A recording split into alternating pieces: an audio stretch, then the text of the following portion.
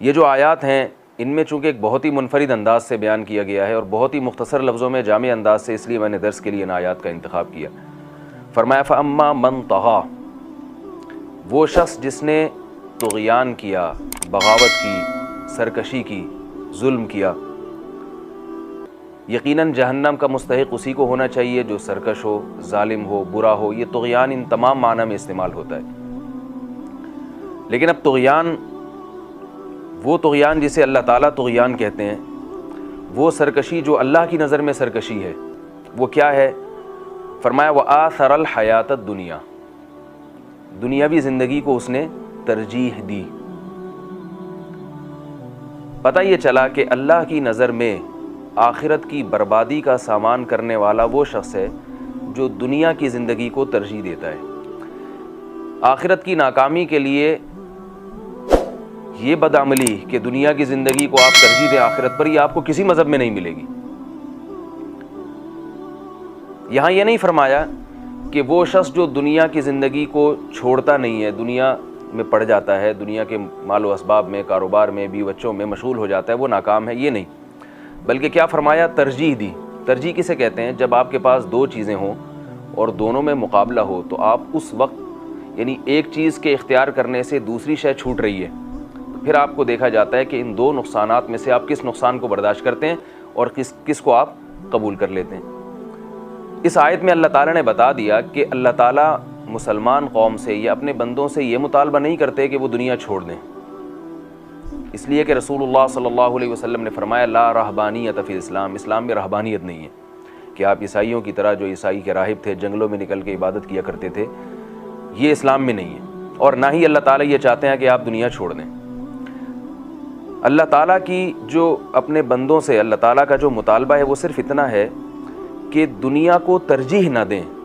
ترجیح کا مطلب دنیا کس کے مقابلے میں ہوتی ہے؟ آخرت کے مقابلے میں۔ جہاں آپ کے سامنے دو آپشن ہو، آپ اگر دنیا پر عمل کرتے ہیں، دنیا کی خواہش پوری کرتے ہیں، آخرت میں آپ کو نقصان ہوتا ہوا نظر آ رہا ہے اس سے۔ مثال کے طور پر کاروبار کا وقت ہے، کسٹمر کا رش ہے، گاہکوں کا رش ہے، آپ صبح سے لے کے دوپہر تک، دوپہر سے لے کے رات تک اپنی دکان پہ بیٹھے ہیں، آپ کو اسلام منع نہیں کرتا، پورے قرآن میں کہیں بھی نہیں ہے کہ آپ اگر بزنس کرتے ہیں، کاروبار کرتے ہیں، بیوی بچوں کا پیٹ بھرنے کے لیے حلال کماتے ہیں تو اس پہ آپ کو کی حوصلہ افزائی کی گئی ہے، اپریشیٹ کیا گیا ہے، آپ کی حوصلہ شکنی نہیں کی ہے۔ رسول اللہ صلی اللہ علیہ وسلم نے فرمایا حلال روزی کمانے والا قیامت کے دن پیغمبروں کے ساتھ ہوگا۔ لیکن اگر اذان کا وقت ہوتا ہے اور نماز کھڑی ہو جاتی ہے، اب یہاں دنیا اور آخرت میں لڑائی ہو رہی ہے۔ اب اگر آپ دکان بند کر کے نماز کی طرف نہیں جاتے تو آخرت کا نقصان ہو رہا ہے، اور اگر آپ دکان بند کر کے نماز کی طرف چلے جاتے ہیں تو آخرت کا فائدہ ہو رہا ہے مگر آپ کی دکان کا نقصان ہو رہا ہے۔ جہاں مقابلہ ہوتا ہے وہاں پھر ترجیحات دی جاتی ہیں کہ کس کو آپ نے کس موقع پر ترجیح دینی ہے۔ یہاں مقابلہ ہو رہا ہے آخرت اور دنیا کا۔ یہاں اللہ تعالیٰ فرماتے ہیں کہ جس شخص نے نافرمانی کی، بغاوت کی، اور وہ مواقع جہاں دنیا اور آخرت میں جھگڑا ہوا تو اس نے ساتھ کس کا دیا؟ دنیا کا ساتھ دیا۔ فَإِنَّ الْجَحِيمَ هِيَ الْمَأْوَىٰ، یہی وہ شخص ہے جو ناکام ہے، اور جہنم کی آگ ایسے شخص کا ٹھکانہ ہے، کیونکہ اس نے ایک دنیا جو چھوٹنے والی چیز تھی، ہمیشہ ہمیشہ کی کامیابی کو قربان کر دیا، اس چھوٹنے والی اور بے وفا دنیا کے اوپر اس نے قربان کر دی۔ عقل کا تقاضا یہ ہے کہ جو چیز انسان کے ساتھ ہمیشہ رہتی ہے اس کے ساتھ وفا کرے، اور جو چھوٹ جانے والی چیز ہے اس سے دل نہ لگائے۔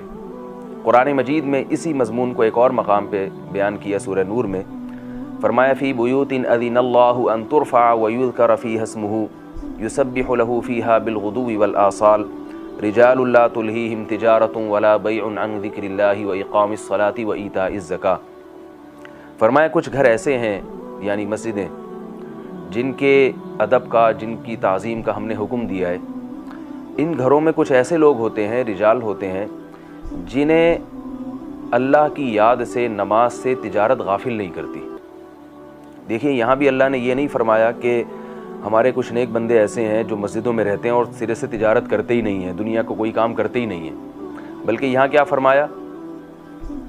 لا تلہیہم تجارت، ان کی تجارت انہیں اللہ کے ذکر سے غافل نہیں کرتی۔ ان کی تجارت میں اشارہ ہے کہ یہ تاجر ہیں، یہ تجارت کرتے ہیں، لیکن ان کی تجارت انہیں اللہ کی یاد سے غافل نہیں کرتی. اور اللہ کی یاد سے یہاں کیا مراد ہے؟ وہ اقام الصلاۃ، آگے فرمائے نماز قائم کرنے سے ان کی تجارت انہیں روکتی نہیں. یہ وہ بنیادی فرق ہے جو اسلام اور دوسرے مذاہب کا ہے. اسی وجہ سے قرآن مجید نے اسلام کو دین فطرت سے تعبیر کیا ہے. فطرت اللہ التی فطر الناس علیہا، یہ وہ فطرت ہے جس پر اللہ نے اپنے بندوں کو پیدا کیا. اور ایک اور جگہ فرمایا وَكَذَلِكَ جَعَلْنَاكُمْ أُمَّةً وَسَطًا، ہم نے تمہیں معتدل امت بنایا ہے.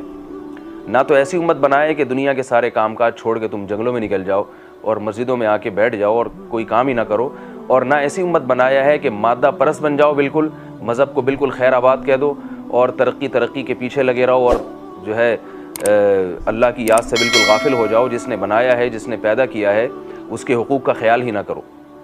تو یہاں اللہ تعالیٰ نے قرآن مجید میں ضابطہ بیان کیا فَأَمَّا مَنْ طَغَىٰ وَآثَرَ الْحَيَاةَ الدُّنْيَا، کہ جب دنیا اور آخرت کا مقابلہ ہوگا تو جو شخص دنیا کو ایسے موقع پہ ترجیح دے گا فَإِنَّ الْجَحِيمَ هِيَ الْمَأْوَىٰ، جہنم کی آگ اس کا ٹھکانہ ہے.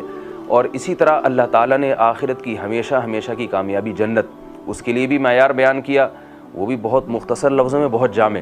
فرمایا وَأَمَّا مَنْ خَافَ مَقَامَ رَبِّهِ، وہ شخص جو اپنے رب کے سامنے کھڑے ہونے سے ڈر گیا، یعنی اسے یہ احساس دنیا میں پیدا ہو گیا کہ میں جو کچھ کروں گا مجھے قیامت کے دن میدان حشر میں عدالت کے کٹہرے میں کھڑے ہو کر اپنے رب کے سامنے اس کا جواب دینا ہے.